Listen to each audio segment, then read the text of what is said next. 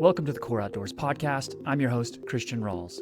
This podcast is made for founders and entrepreneurs in the outdoor industry. The purpose of each episode is to bring actionable insights and inspiring stories to the entrepreneurs who are building the future of the industry. We recently wrapped up the Core Summit, and it was great to meet so many people there who told me they were listening to the podcast and to hear what they're taking away from it. So first off, thanks for listening. If you aren't following the show, please hit the follow or subscribe button on your podcast player. The next favor I have, if you could take a few seconds to rate the show or write a review, that would be a huge help in introducing the show to more people. Okay, requests are out of the way. Today's episode is with Darren Rayner. Darren is the founder and CEO of Magnafire, a creative agency based in Vancouver that specializes in creating video content for social media. They work with brands you've definitely heard of, like Arc'teryx, Lululemon, and Red Bull. Darren has been at the leading edge of short-form content since before they called it content. Before he was head of Magnafire, he was the co-founder of a snowboard apparel brand, so he comes at things with a scrappy startup perspective.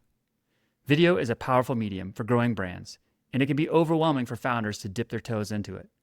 Darren has a down-to-earth perspective on how to start making video and a simple framework to help bootstrap founders make the biggest impact without a ton of work.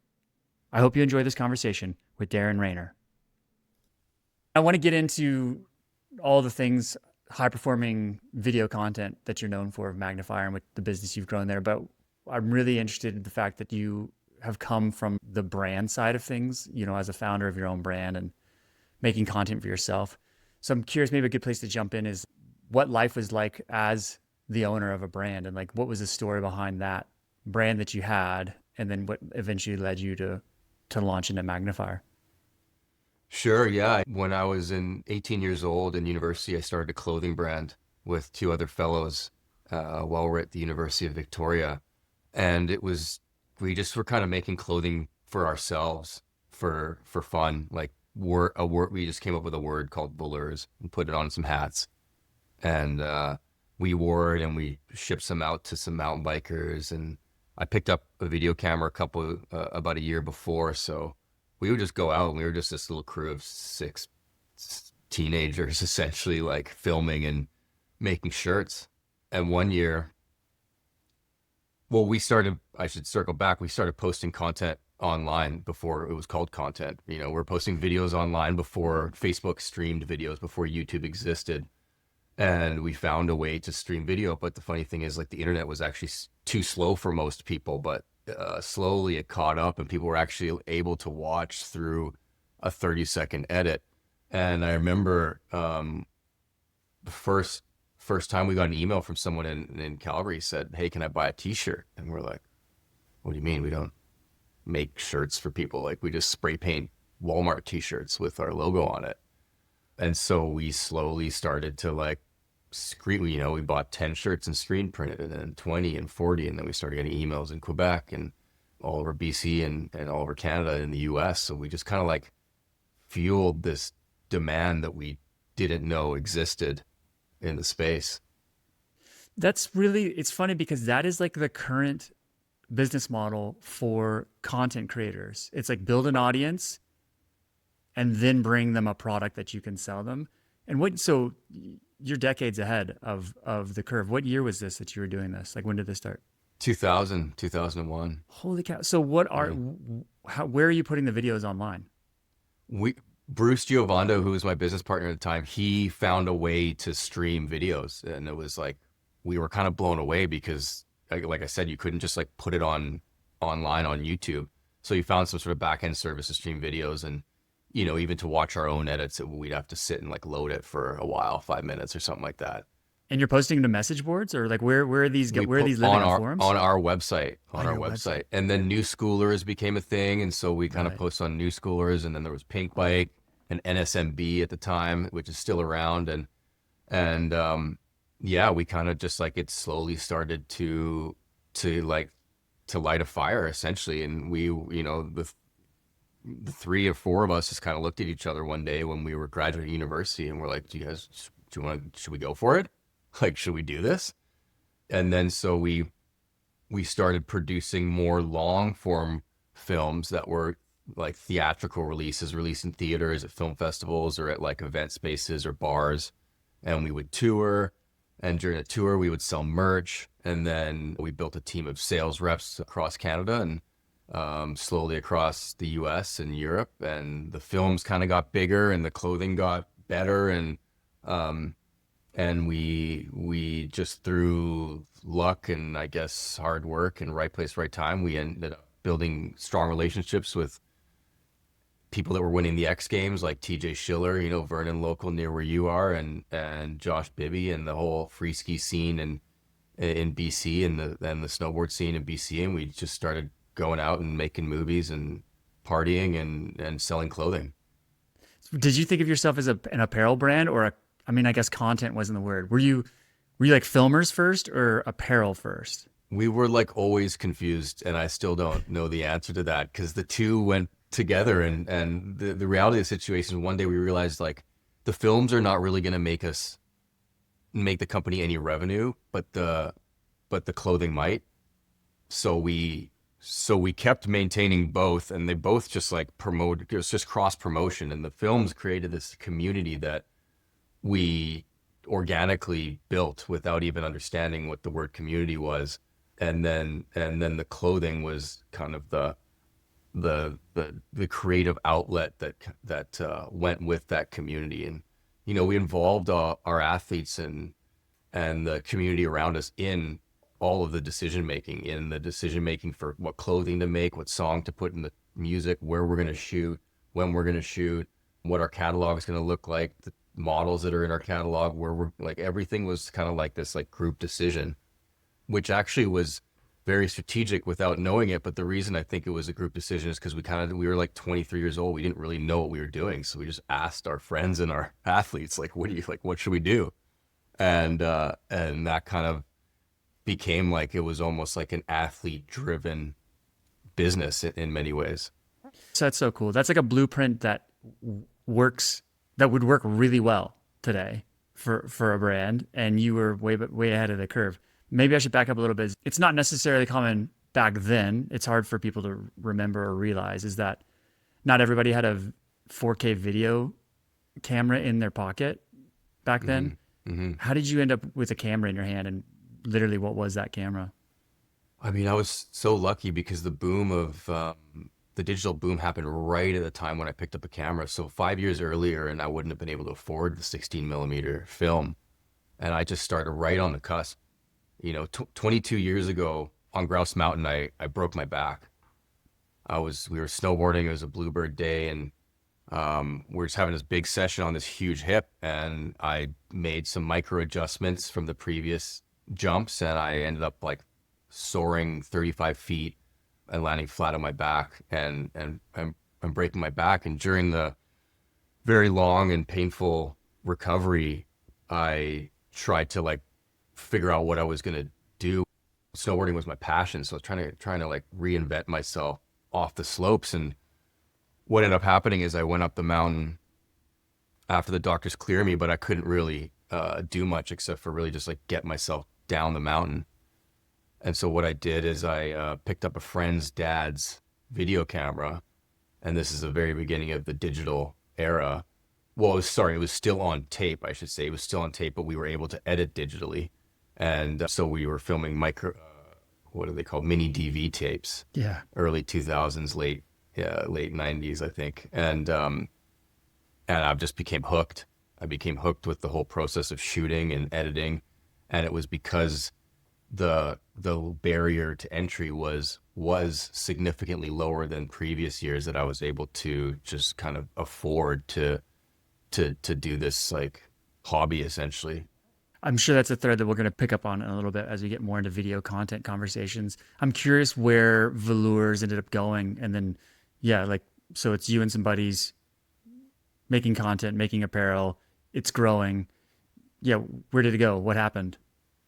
It became very real very quickly. It felt like all of a sudden we had a business plan, and all of a sudden we had targets to hit and people to pay. And it went from this like underground, just us messing around with, grassroots initiative, playing around, just doing it for fun. And all of a sudden it did become a business, and we had to hit certain targets just to break even. And what ended up happening the Coles notes of it all is essentially we were hit by a few external factors that added challenges. One of them was our minimums with our factory in China increased. Our minimum order quantity doubled, and we were barely able to hit our minimums. Like 100 t-shirts of each color was a lot, and all of a sudden it became 200.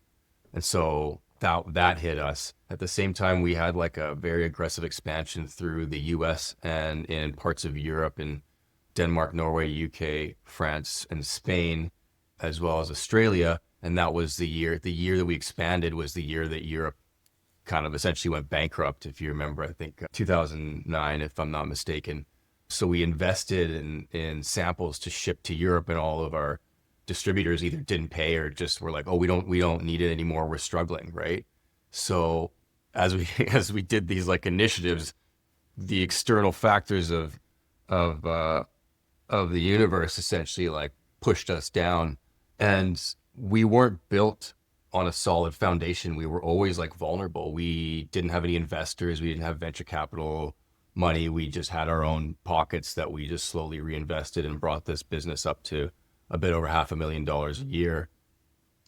And when these external factors kind of hit us, we had an option, and the option was like, let's go get some VC money, let's get $1 million and let's really go for it and turn this thing into a real business.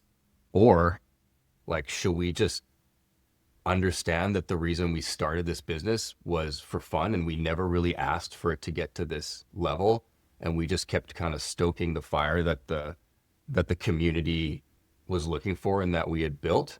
And do we kind of end this on a really positive note without going and getting outside investment and turning it into something that it was never meant to be? And do we just call it quits? And it was like, I presented that to the other two very nervously, because it's such a massive decision after 8 or 10 years of doing this. And it was pretty unanimous. Like, guys, let's call it a day and just like call it a really sweet party and move on. Nice. And so you still have the camera in your hand, I assume. And were you like, okay, so the brand is behind me. Now I'm just going to focus on creating content, which we probably weren't calling it content at the time, but you're going to continue creating videos and stills. So yeah, what was that jump from brand owner to full-time videographer? I had a decision to make, and I was kind of like, there was a bit of a identity crisis essentially, because I wore so many hats with Voleurs, with the small business, that I wasn't sure if I was a filmmaker, or was I a sales rep, or was I a sales manager, because I'd built so many relationships with all of the ski and snowboard, skateboard stores across Canada and some in the US, that I thought, okay, maybe I'll become a sales rep. And I asked my friends who were sales reps for Voleurs, and they were like, dude, don't do that. Like, don't do that. Go make movies, dude. What are you talking about? Like, they're like, don't do it.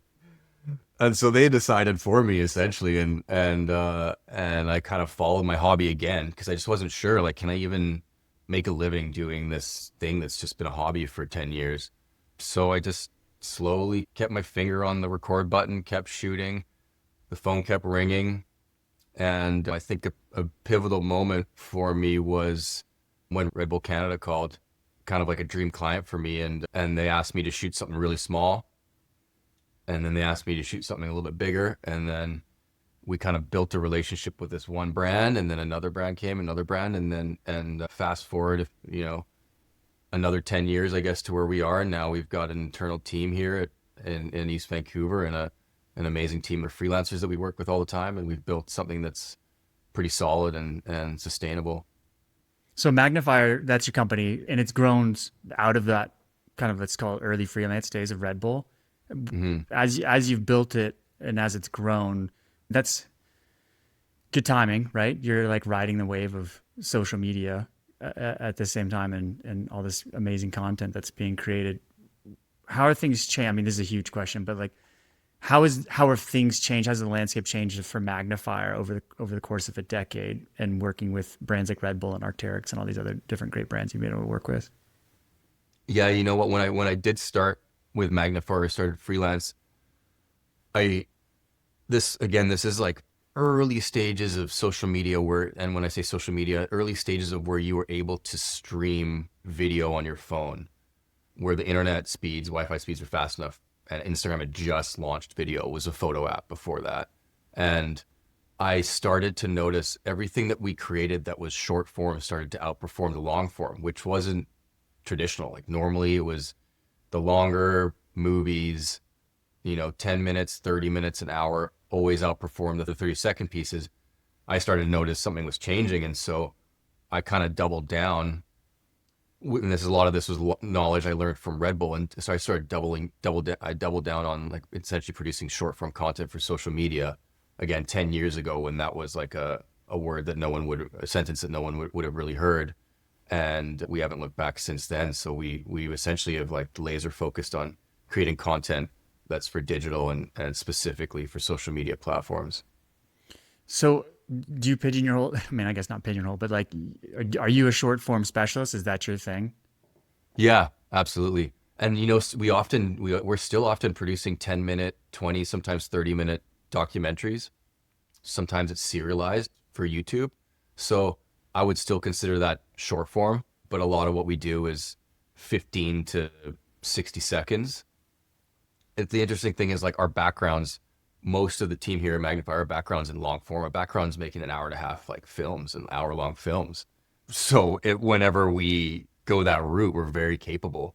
But what brands are looking for and what actually performs and what helps bring awareness and conversion for brands, a lot of the time is short form content. Right. Do you remember what the early indicators were that you were seeing? Maybe it's not the indicators, but what was the content that was like performing as short form? Can you remember a few of the first things you saw that were short clips? You're like, oh, look, this is going. What was it about? It was actually our own videos. It was on the later stage of Valeurs. We would drop the full-length videos on Vimeo, and usually it would be in the hundreds of thousands of views on Vimeo. And then I started just like cutting down, in my spare time, cutting down like funny bloopers, outtakes, like shoulder moments, interviews with athletes. I started cutting those down and I started posting them, and it was like outperforming the feature. And it was like a bit discouraging at the time, because it's like we all put so much effort into the long form release on Vimeo, but I cut this like short form piece of content out that I just did in half an hour, and it was outperforming. And so I started to double down on that. And like, we still kept the feature length film, but we would create like 30 assets, and those would just significantly outperform the feature. And I noticed all the other ski and snowboard producers and film production companies, all they were doing was one movie and one trailer. And I was like, oh man, it's such a lost opportunity. Like, you could create 50 moments from your movie in a very low lift, short period of time that would actually bring more people to watch the full film, would bring more people into your audience, into your ecosystem. And that's kind of like what sparked that mindset. It's so funny to talk about this in the world of YouTube shorts and clips. I mean, there's literally YouTube channels that are clips of other YouTube channels. It's just so funny that that's where we're at now. I mean, it says a lot, and maybe this is a separate conversation. It says a lot about our attention span as humans, mm-hmm. which I have concerns about for sure. Mm-hmm. In those early mm-hmm. days, what was it like trying to convince brands, like Red Bull, like, I know you like these really long ones, but hold on, can we just try this 30 seconds? Did you have to convince them, or is the proof in the pudding in the analytics?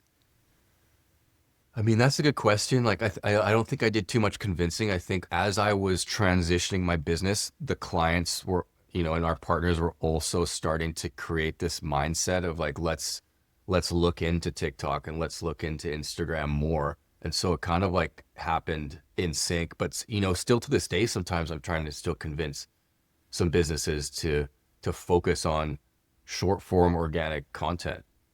And a lot of businesses are still focusing so heavily on like D2C built transactional paid content. And there's a time and place for that, but a lot of businesses just kind of like focused away from trying to build content that deeply resonates with people and audiences in an organic and natural way. So just so we're clear on the terms, can you give me examples of both? So you've got the organic versus the D2C kind of paid stuff. What's the difference in that type of content?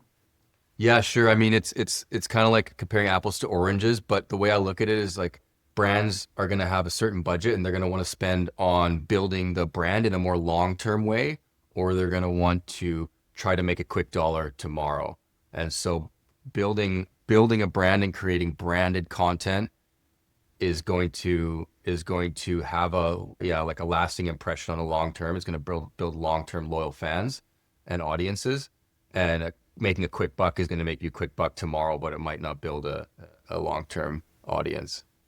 Right. So what's the difference between those two in the sense of like, is one about, we're going to go into the story and we're not even going to talk about the product. And one of them is like UGC style, why this product's so great. Is that sure.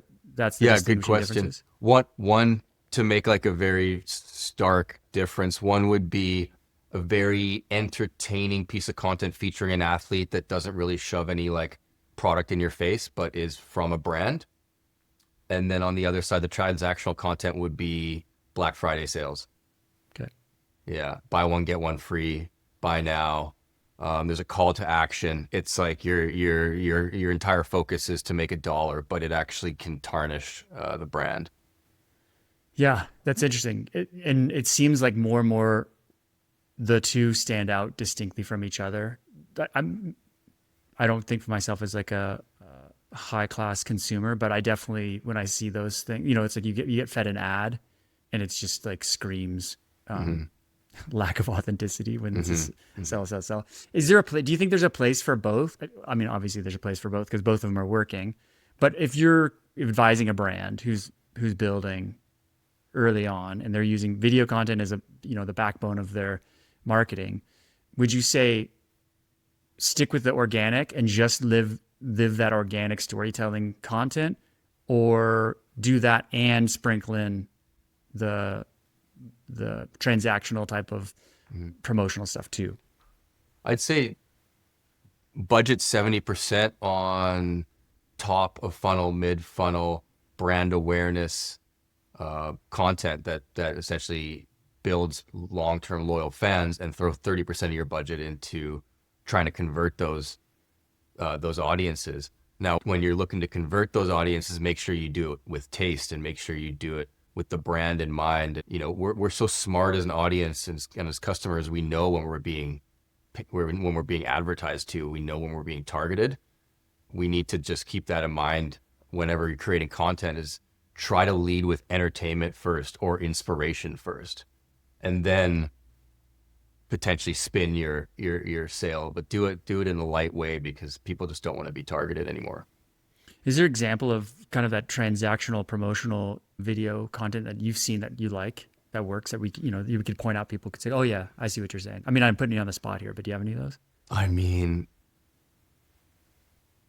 there's, brands that are doing it so well that it's not transactional at all, but it will make people, it'll be bottom of funnel content, is like Liquid Death.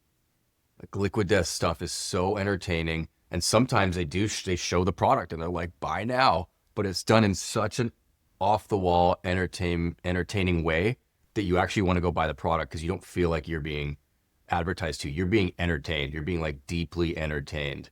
And that's what's resonating with audiences right now.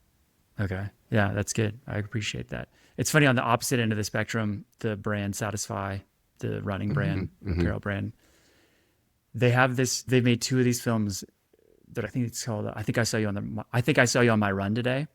And it literally is a music video of somebody running. One of them's running through LA and one of them's running through New York City. And all they're doing is playing a full, like one of them's like a war on drugs song. And they're just running. And it's just like following them, a music video, selling nothing. I'm like, I kind of think that's cool. Like if this is where branded content's going, I'm down for this. Like number one, any war on drugs song, I'm a fan. So that's good. They got me on that one. But it was like so distinctly different than anything I'd ever seen before. And I was like, wow, that's bold. Interesting. Yeah, move. like I like it. Gucci dropped a film with Edward Norton and Demi Moore and some like Hollywood heavy hitters, like a short film. And it doesn't really necessarily say anything about Gucci. It's just brought to you by Gucci. By Gucci with like some hotshot director. But like I was looking at all the clothing. That's what I was like entertained. I was like, this is from Gucci. And then you're looking around, you're like, all this clothing looks so good. Like that's because I know it's from Gucci, but they're not trying to sell me anything. They're just entertaining me. Yeah, I guess that's brand awareness right there. Yeah. Yeah, I mean, it worked for Satisfy. I would probably put Satisfy in the same level of price point as Gucci when you think Yeah. about it. Yeah. I've heard. Yeah. Cool. So you have this content pyramid that you and I have talked about before, and that's kind of how you approach your video production. I think it's super interesting, and you do a really good job of teaching this content pyramid. And we'll talk about this later. Your personal or Magnafire social media presence is very interesting, and I want to talk about that in a little bit. But I want to get into this content pyramid idea because I know that there's a lot of helpful tips and tricks for the people listening to this podcast who are typically early stage entrepreneurs or earlier on solopreneurs, small teams who are building businesses in the outdoor and snow and run businesses. Talk to me about the content pyramid and how we can apply it to our own brands. Yeah. Essentially, there's so many platforms these days. It's one of the challenges of every brand marketer is like how you create content that resonates with audiences across all platforms, across Instagram, TikTok, YouTube Shorts, Facebook, and it can become like so overwhelming of a task to try to do this. So we developed an approach that allows you to create content across all platforms with only a marginal increase in effort. And so most brands and businesses are going out shooting for a goal to shoot a product launch, a brand campaign, or maybe it's like a big moment for the business. But traditionally, they'll go out and shoot this one asset, this hero asset, and everyone's really happy with it, and they throw all their eggs in one basket, and you've got this one deliverable, and you're just throwing it across all platforms, and you're seeing what happens. But what if that piece of content flops? And so with the content pyramid approach, you essentially, while you're shooting this hero asset, you've already got talent, you've already got your location, you've already got your camera, you've already got whatever gear you have and you need for the day. Why don't you go out and shoot 8 shoulder assets? That's what we recommend is 8 shoulder assets. And these are like lower lift assets. These are UGC content. This can be shot on iPhone. These are cut downs of the hero, 3 questions with the talent, a day in the life. These are like generally short form pieces of content that are essentially built for social media platforms, for TikTok, for Instagram, YouTube Shorts, and Facebook. And so for what essentially was a little bit more time on the front end to creatively come up with these concepts and a little bit more time on the back end in terms of editing, you've developed a system that actually performs 20 times the hero asset. So I looked at data from the last 5 or 6 years of us doing this, and the average was 20x the performance in terms of views than the hero, than if we just went and shot the hero. But the costs aren't 20x, the costs are 10%. And so, for the small and mid-sized businesses, you can do this because you're going out, even if you're shooting with an iPhone with one talent or one athlete, you're still on location. You still got that person. Don't go and shoot your one product launch video. Go and think of how you can gather 8 or 9 or 10 assets as well while you're on location, and you're going to have a significant increase in performance. So I've been on photo shoots lots for my own business in the past, and I don't know if this may not be a universal truth, but it is for me. I get total tunnel vision when I'm in there. Like I've got the shot list and I'm like, okay, it's usually for a catalog or a lookbook, and it's just like this. What are the logistics behind making sure you can capture those shoulder, you're calling them shoulder assets? Like what is it really just a separate shot list that somebody else, needs to be working off at the same time? Yep. You could have someone else with their iPhone with a separate shot list. And there's always time, like there's a lot of like in between moments when we've got to move the lights and we're moving location where you can grab a talent and you can ask them, like, even while you're moving location, if you're getting back in the car, you can ask them like, hey, tell me 3 things about this product. And it's going to come off like very candid and very organic because it's just like real, you're capturing like real moments with the talent. There could be also, stuff that really performs as like a behind the scenes look into you. So Christian, there could be someone just showing you directing the scene and then showing the finished result of your top 4 photos. And that's like an incredible asset that will likely perform very well on social media. And when you say back to the 20x, you're saying just engagement, views, like it's just that many more people are, is that because it's just the length of time that you can drip things out? Or is it just the sheer quantity of it's pieces? that these like lower lift pieces of content are built for social media, whereas often the hero asset is an attempt to do a big brand launch or a big moment, and often it becomes something that is not built for social, but it's something that hits all of the bullet points and all the messages that the business needs to hit. And so it often becomes this piece of content that's not necessarily built for social media, but does portray the brand in the way that the team internally wants to portray the brand. And so it can often be like the difference between these TV commercials and the behind the scenes look at the TV commercial. That behind the scenes look often outperforms the TV commercial. Do you have some examples of projects you've worked on that, you can say, well, here is the big hero project, but then this is this is what we clipped out, and this is what performed well. Yeah, just to give us a perspective of what it's like. Yeah, Red Bull BC1 is a breaking competition, a breakdancing competition. So we did the broadcast and we did the trailer for the competition, and then we did all these social cut downs and these little moments, and then interview with the winner and top 3 breaking moments from the event. I look behind the scenes, and those outperformed by about 25 times the broadcast combined with the teaser. And then more recently, Zendaya on Running has been working with Zendaya, the actor, and they put out it's called Zone Dreamers. It's like this trippy, weird / funny like skit or like short video that they posted on their social media of them in outer space. Essentially, it's very off the wall and kind of funny. And I did the math on their content, and it was like exactly, it's like surprising. It was exactly what we've measured with our own content. They created 8 shoulder assets and 1 hero, which is what I always talk about. And it performed 22 times. The shoulder assets performed 22 times the hero, which is like, I always say 20 times. And so it was like almost exactly like our like strategy. Now they didn't steal this from us. They're a smart business. This is something they do, but it was interesting that even their data and our data is like looking exactly the same. Wow. And what's the platform for their hero asset to be living on? Like where are you looking at this to be able to say this is how much views? Yeah. So it's all when I'm doing the comparables, it's all like organic social media. So it can get challenging because I need to figure out what was paid. And so sometimes I'll start doing these audits, and I'm like, okay, that asset's paid. So now my data is biased. So it's all organic for social media. So I'm generally looking at Instagram and TikTok.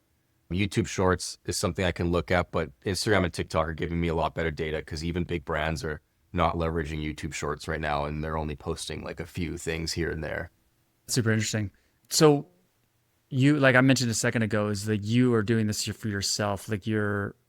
Like I came across your work, I think actually through the Second Nature podcast I listened to on that. And then I follow you on LinkedIn, we're connected on LinkedIn, and the content that you put out personally that is like telling the story of what the work that Magnafire does is this really interesting playbook that I think you're doing a really good job at, that I think we could benefit as like smaller brands could benefit from this, like what I call building in public. And that seems like something you're doing with Magnafire is like, hey, this is what we do, and we're going to show you how we do it. And so you're kind of taking your own recipe of like, if your work is the hero project or the hero asset, all the stuff that you're clipping down for yourself to build your own business. So talk to me a little bit like about your strategy. I mean, you don't have to give away all your secrets, but talk to me a little bit about your strategy for building your own company and your own, let's just call it for lack of cringe term, personal brand that's then resulting in bigger business for yourself.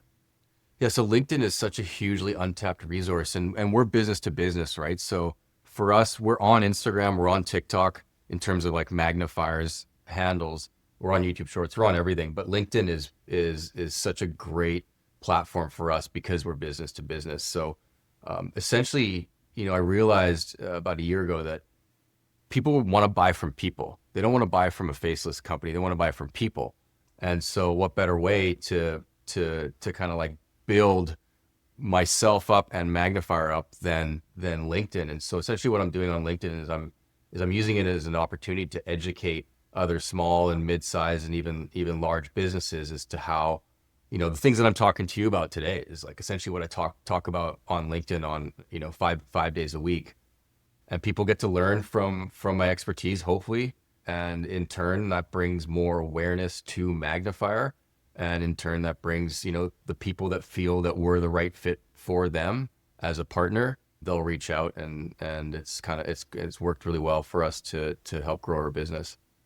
It's a lot of work too. I mean, to be putting in that time and to be creating these assets to be able to put on and posting consistently. Yeah. How do you think about the workflow of creating that? And then also, do you have some your content pillars for yourself or for Magnafire that you kind of focus on? Because what I'm thinking about is how could a founder of a smaller brand, whether they use LinkedIn or Instagram or TikTok, it doesn't really matter. They can apply what you're doing on LinkedIn to something else or to a different channel. So how do you think about the workload? That's, it is advertising, but it's taking away essentially from your core work. And then how do you think about those content pillars? Do you have something that in place so you're like, okay, well, I know if I hit these few things on a repeating basis, then I'm going to get my message across? Yeah. I mean, our three pillars essentially are, I shout out brands that are doing a great job on social media. And, this can be Liquid Death or On Running, exactly what we talked about now. But like these brands will launch, and I'm always just I've got my eye on social media to see what brands are doing a great job on social. So I often shout out brands that we haven't worked with that are doing a great job on social. And then a third of the content we create on LinkedIn is showcasing our work. And then another third for me is to educate, to teach, and to share knowledge that I've learned through other podcasts and through reading and through marketing blogs like Ad Age and whatnot. And so if you're advising, which I would hope that this podcast kind of does a little bit for people, is like, so somebody's listening to this podcast now, they have a brand, they've got traction, they've got sales, things are going well, but they're looking to grow it. And, going back to your point, if people want to buy from people, I always recommend to people, it's like, well, nobody's going to do a better job of selling your product than you are. So as, this early stage founder, a few years into it, got some traction, what would you say to these founders that they could use? What could be a strategy if they're not teaching people how to use social media like what you're doing at Magnafire, but what could they be doing? What are some potential content pillars for a brand founder, like of an apparel brand or a hard goods brand? What's working really well right now is founder-led stories, as you said. So bring me into how the sausage is made. Are you developing a soap business using seaweed, for example? So bring me into that process. Like, what does that look like, and how does that work? And talk to me about the challenges and the failures, and then talk to me about the successes. So bring me into your world, because that's really interesting for a lot of people, and that can bring more awareness to what you're doing. And when people feel like they're in it with you, there's like you're kind of like community building digitally, essentially. And so that's like what I recommend to everyone. And I've seen over the years, all businesses are starting to put a face to a name. The CEOs of these major businesses are active on LinkedIn. Like that, it wasn't like that in the 90s and 2000s. So all businesses are using this technique in a very different way. But yeah, I think that's part of it, is educating on what you're doing, and celebrate the people around you, celebrate the people that have helped you get to where you are, and then maybe share other people in your space that are doing similar things, not necessarily competitors, but share other people that inspire you. And that just brings a lot of knowledge to other people on social media, and your word will spread organically.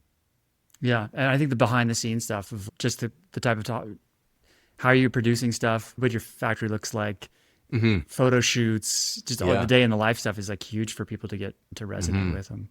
Yeah, transparency and vulnerability and honest marketing is working really well right now, like as it should. But we're hopefully not, and forever, please. Yeah, hopefully it'll last but forever. like a lot of brands are just like totally putting their hand up before any mistake is announced and being like, "This is what we did."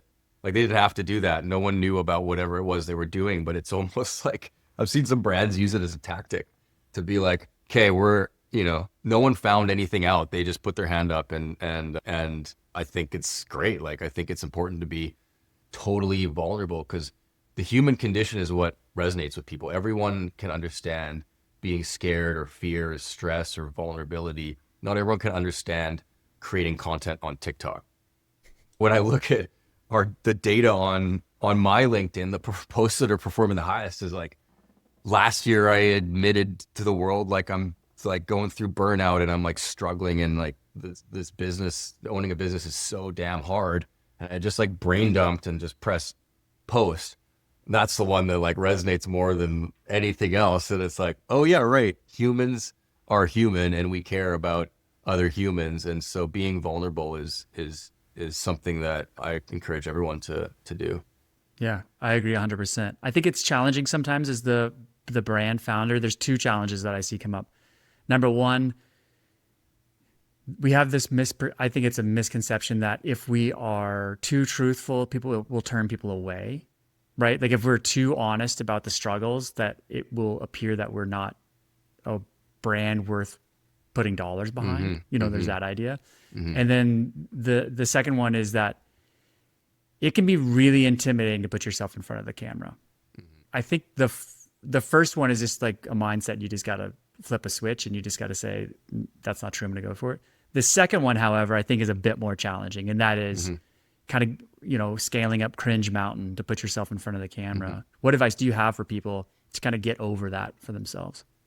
I mean, the thing that I always try to tell myself is to get out of my own way, because it's like I'm nervous to put myself out in public because my ego is like trying to protect myself. And it's just like I just try to get out of my own way and just have honest conversations with people as though they're in front of me at a social event, but doing that in a digital way.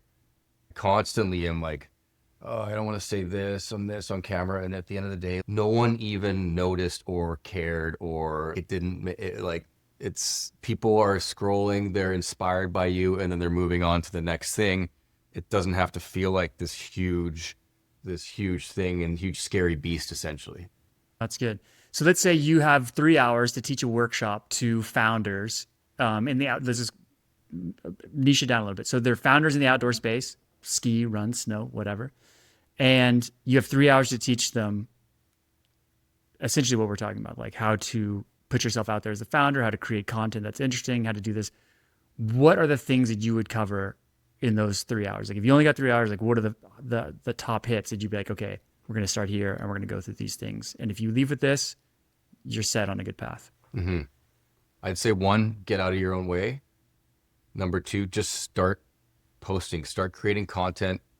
Just walk down the street and tell me what's going on in your mind today with regards to your business. And then 3rd, I would say post that content across all platforms.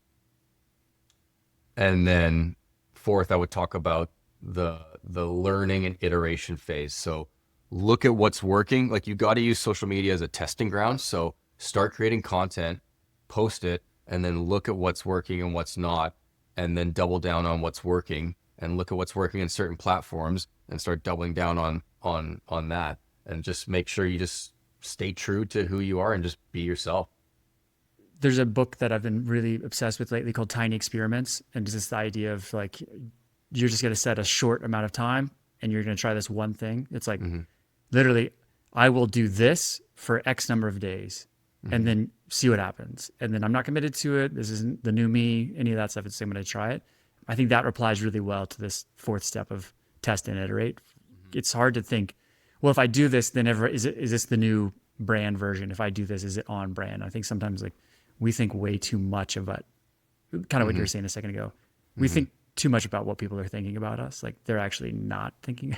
They're thinking about themselves. They're not thinking about us. People are thinking about themselves. What's this going to do for me? For sure. And some of the posts where I thought that I would just get some sort of crazy reaction because I was communicating a certain thing. It's not the way your mind thinks it's gonna be. But I always try to say like everything we're talking about right now can feel overwhelming. It can feel like a lot when you're a 1-person shop or there's a few of you in a small business. But I just try to do the next right thing. So like, what's the one thing I can do today? It's like small micro improvements over time become massive change. Like it didn't, for me to come up with the entire strategy on LinkedIn and Instagram and TikTok for Magnafire, it's been like a year and a half now. But a year and a half isn't that long, and we've got an entire playbook now that's like written. But to get started, I just had to make one video with myself in it, and that video is like the most stressful. I was like, oh my God, why am I on camera? My hair looks dumb, blah, blah, blah. And then no one's paying attention to any of the things that I'm thinking about in my head. And people are like, oh, that was cool. That's it. Nice. It's in another video, another one. Yeah. My mantra for the year is consistency beats intensity. Yeah. I have a tendency to just like try one big thing. And I think your content pyramid and that idea is like, no, man, just be consistent. Yeah. Just show up consistently and you'll win. For sure. Do the next right thing. Yeah. So you're of the mindset that every social media channel, you should be on every social media channel. There's people who would say, no, just pick one and go deep on that one. Why are you be everywhere as opposed to just go hard in on one? Because there's audiences everywhere. So it's if you're not on TikTok, it's a huge missed opportunity to reach billions of people. What big brands do is, the big brands we work with is like, we're creating net new content for each channel. It's very expensive. It's hard to do. If you're a small to mid-sized business, you've already gone and created the content, then just put in that extra 5% to post it across all channels. And then iterate and learn. Do you think that the product, not the product, but the content needs to change? So let's say your channel of choice is Instagram, and you're like, hey, Reels are where it's at for me. I mean, it's not that big of a stretch. Just bump over to TikTok and start posting to TikTok because, it's the same form. Do you recommend changing up the content at all, or just go same thing that's on the Reel is the same thing that's on TikTok? Is there a danger in repeating on both sides? Yeah. I'd say you can do it both ways. What I would recommend is just start level 1, phase 1, post it across all channels. Phase 2, make micro adjustments to the hook, or add your text. If there's text, add it in app.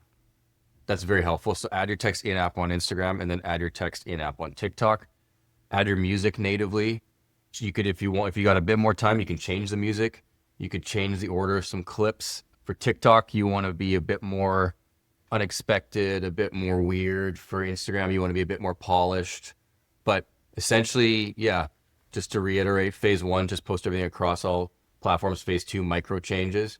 And then phase 3, which realistically only larger businesses are doing, is like net new content across all platforms. And that's like the best way to do it.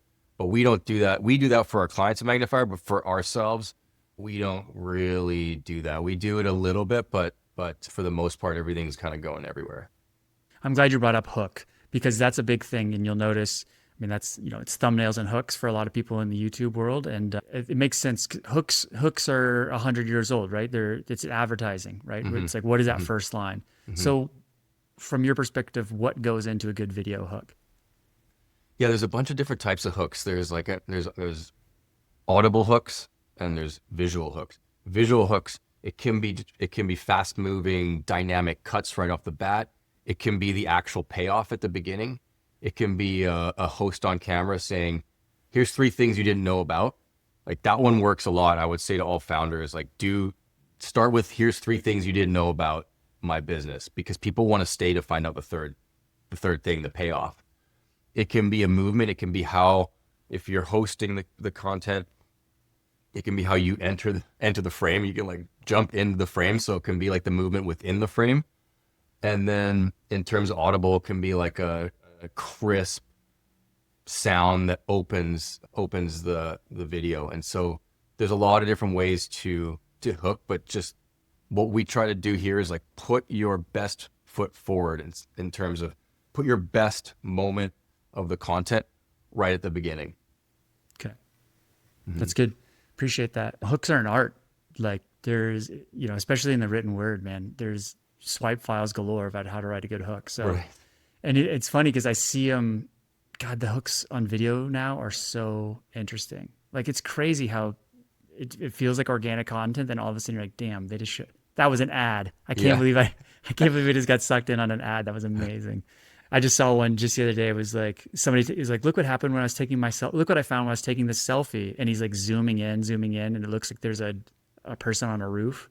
Mm-hmm. And then it cuts quick to that person on the roof, and they're selling a hoodie of the dude wearing the. Yes. I was like, damn, I've seen this brand. I can't believe I just committed to this. But it's like almost comic. I wish I could tell you the name of that brand, but it's almost like comedy how they're doing it, that you feel like you've been got, but it's kind of funny at the same time. Oh, it's genius. Like genius. It's so good. Yeah. Well, they maybe need to work on their brand awareness if neither you or I can remember the brand name. Yeah, true. Yeah. Yeah. Oops. Okay. So on that note, performance versus brand marketing. Like right now, it is really expensive for small brands to pay the toll booth for Meta and Google. What's the play for people to be, I guess for people who don't understand the difference between performance and brand marketing, and then also like what's the long-term play for people that you'd recommend? Yeah, performance is kind of what I was talking about with like transactional content and content that's going to be put through paid. So essentially performance would be if you put $1 in, you're expecting 4 back, which is how it once was. It's not like that anymore. The good old days. Yeah, at all. And then more branded, putting dollars into brand marketing would be a bit more like what Magnafire does, is creating like deeper stories that resonate with people on an emotional level and building loyal audiences and customers through content. And what happened over the last few years is that the advertising was more affordable. So even small D2C brands could afford to put dollars into paid media and expect a return. Now that overextended through COVID with the rise of D2C, and brands were seeing like huge returns on putting $1 in and getting 4 back. But the tides have changed. And what happened during that time too is that brands were overextended on putting dollars towards paid and not towards building more long-term loyal fans through content that resonates on an emotional level. And then what happened is there was brands overextended. And then now what I believe is happening is they're realizing like, oh, we kind of like turned our back on our loyal fans, and we turned our back on brand building in an attempt to make $1 tomorrow, in an attempt to make a quick buck. And so what's happening now is brands are actually extending their budgets into more entertaining, inspiring, branded content, and a little bit less into paid media and performance and programmatic.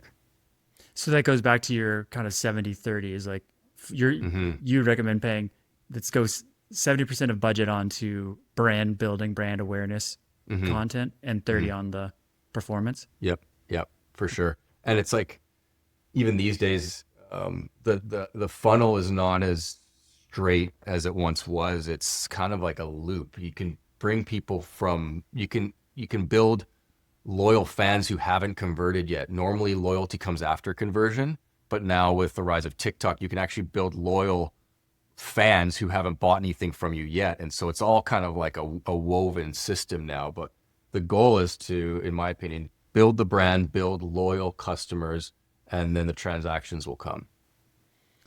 Kind of going back to the Velours playbook, right? You give them the content they want, you build an audience, and then they ask to buy the product after. I guess so. I guess we need to sell them product now. That's true. Yeah. Yeah, right. You're ahead of your time. So yeah, you're running your own brand. You're running your own agency. You've been a decade at Magnafire and running that game.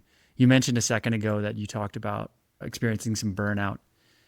Yeah, business is hard, right? It's the fact of the matter. At any stage of being an entrepreneur running a business, from $1,000 to $1 billion, it's super hard. What are you learning, and what have you learned through your different phases as an entrepreneur? And like, what are you taking with you? And then where do you want to go as a founder and an entrepreneur in the next few years? That's a great question. I think, like one of the things I'm really working on is like essentially like optimizing mental health and like trying to maintain like a good mindset. Like I think that, my 4-year-old son yesterday, he said, "Daddy, I want to go to work with you. Like I want to work with you." And then I thought it was funny. He's 4 and he's got, what, 12 more years, like 14 more years before that would even be a possibility. Not that I even thought of that. And we were at the dinner table. I was thinking like, what would I teach him first? I was like, oh, would I teach him like how to pick up a camera and like framing and shutter speeds? I'm like, no, I would teach him like how to like build a business and grow a business. And then I was like, no. I would teach him like mindfulness. That's it. I would teach him mindfulness and like mindset and like resilience, through who, you know, my methods are listening to podcasts like 10% Happier, or practicing meditation and spirituality, like exercise, snowboarding, going into the mountains. Like that's like if you want to know how to build a brand, it like starts from within. And that's something that I think I learned the hard way and the long way. And now that I've got a bit more of a grasp on optimizing mental health, essentially, it's having a positive effect on my business and the people around me. I couldn't agree more. I could not agree more. It's interesting because we both, I'm sure, have lots of friends in the outdoor and snow sports industries that got into it for the passion and the love. And they spend less time doing the thing that got them into it now that they're in it, running the business. It's like, yeah. Do you want to ride your snowboard less? Go work in the snowboard industry. Yeah. You know, it's one of those funny things that we trick ourselves into thinking, but it's a choice of what doesn't matter what business you're in, what job you're doing is like a choice. It's like, what am I going to make time? What am I going to prioritize? So I appreciate. Yeah. I love that. That's what you teach your kid. Something I think about a lot. I love your opinion on this is that at this current date, I think that self-awareness is the most important thing you can learn as an entrepreneur. What I'm struggling with is figuring out how to teach self-awareness. Like I've got my own like weird way that I went about, or I'm going about growing in my own self-awareness. Do you have any thoughts about how you teach your 4-year-old self-awareness? That's a great question. Yeah, I've never really, I agree that self-awareness is like an absolute weapon. If you can be self-aware, then you can understand like why you're making the decisions you're making. You can question your decisions. And most importantly for me, as I practice self-awareness, I'm able to understand what I don't know. So if I walk around pretending like I know everything, like none of this is going to work. But if I understand that there's some things I definitely do know because I've been doing them for long enough, but there's a whole lot of stuff I literally have no idea what I'm doing. And because I know that I don't know it, I go out and find it, or I find someone who can help me, educate me on whatever it is that I don't know, cash flow forecasts, sales initiatives, whatever, budgeting, whatever I don't know, I can access and be curious and try to learn it. But teaching that is interesting. It's a really good question. I do think some of it, it's like, I think some people are born with self-awareness that's more heightened than others, for sure. In terms of coaching it, like I honestly, I'm not sure. That's a great question. I don't know if you have any intel on that. I don't. I'm trying to figure it out. I'm trying to figure it out for myself. Yeah, I think it's because I try to bring it into like the coaching work that I do. I try to bring it in with clients. It's like, how do we grow in self-awareness? And, you know, on a one-to-one basis over time, you can figure those things out, but got to be interesting to figure out how to like teach entrepreneurial self-awareness. Yeah. I think like curiosity is a big part of it. It's like related as well. So, you know, the people that I like to surround myself with here, in terms of our core team and our freelancers, are people that are like curious and they want to learn. And I think that's also like a weapon that's got some, you know, in terms of business, it's got some relation to self-awareness. The people that are curious are the people that are most passionate and the people that are more likely to grow in the right direction. Yeah. That's good. Yeah. Well, let's work on this together. We can keep going on this in future conversations. Yeah. The question I always end the podcast with is, how do you define success for yourself? Wow. That's another great question. Give me a second here. Success. Yeah, I hit you. I usually give people a warning that this is coming. And I didn't. And I was just, I pop quizzed you. So my apologies. Yeah. You know what? I think job love is a huge success metric, not just for me, but almost more for the team around me. Job love is super important. And I think if we're continuing to be passionate and eager and curious about what we're doing and love what we do, I think that's a massive success metric. And then one that's a bit more shallow and vain, but very important for us is just growth. Like we need to be growing. We need to be growing in terms of revenue, but we also need to be growing as individuals within our roles and taking like more ownership, more responsibility. I think the moment you're stagnant and still is the moment things can start to fall apart. Well, I wish more of that for you then. Thank you, Christian. Yeah, thank you. I will recommend that people find you on LinkedIn and follow you because I think you're putting great information out there and we could all learn. I think I'm definitely learning from your style of going about doing it. So I'll plug LinkedIn for you. But where else can people find out more about what you're doing, what Magnafire is up to? Yeah, let us know where we can find you. Sure, yeah. My LinkedIn can be a resource for anyone who is trying to figure out how to position their brand on social media. And then in terms of Magnafire, just whichever social media platform you're on, we're on that platform, Instagram, YouTube, TikTok. You can check out our website if there's any eagerness to work with us, and hopefully we'll see you in person in the powder slopes or mountain biking or whatever it is that you're into. Yeah. Nice. You've also got a newsletter. People should subscribe to your newsletter. I forgot about that. There's so many channels, Christian. I lose count. Well, it's new, and you've sent out a couple so far, and they're very informative. So I would definitely plug that too. I think you can find that on your homepage as well. Yep. I think on the website, a pop-up will come and ask you to join, essentially. Nice. But the newsletter, it's similar to, it's kind of like my LinkedIn in a very visual representation, and it comes right into your emails. That's a good way if you're looking to, again, like grow your business and learn about social media. And again, I do a lot of brand shout outs on the newsletter. So the Liquid Deaths and On Running of the world, whenever they're putting out really cool stuff, I'll talk about it and why it works and opportunities. Very cool. Thanks, man. It's been a pleasure getting to know you and chatting more about this stuff. And yeah, let's do it again soon. Thank you, Christian. Appreciate it. Thanks so much for listening all the way to the end of this podcast. If you enjoyed it, please share it with a friend you think may enjoy it too. You could also take a few seconds to subscribe to the podcast. Anything you do to help share the love here, we'd appreciate it. Thanks so much for following along, and we'll see you next time.